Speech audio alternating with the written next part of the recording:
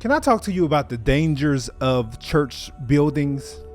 Today there's a church on nearly every corner in America, but many of those churches have little impact in the community that's around them.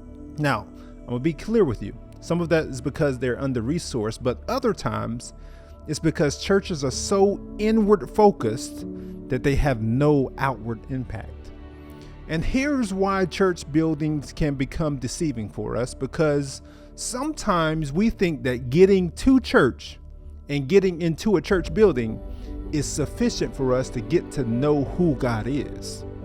Now, let me be clear. I'm a pastor. I know that we're called not to forsake the assembling together of ourselves. That's what the writer of Hebrews says. But let me mess you up real quick. The writer of Hebrews was writing to a church that, get this, didn't have church buildings.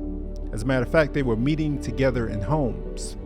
What are you saying, Pastor John? I'm saying if we make having good church about going to a building, then we miss what true worship looks like. John chapter 4, verse 24 says that God is spirit, and those that worship him must worship him in spirit and truth. Jesus here is talking to a woman who's arguing about worship and where you worship. He tells her, listen, worship isn't about where you worship, but who you worship.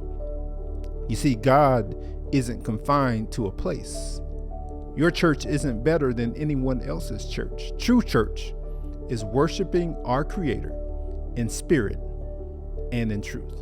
Now, does that happen in our Sunday gatherings? Absolutely. But it should also happen in your Monday through Saturday living. Brothers and sisters, let's focus less on design buildings and more on worshiping the divine designer. The more you know. Grace and peace.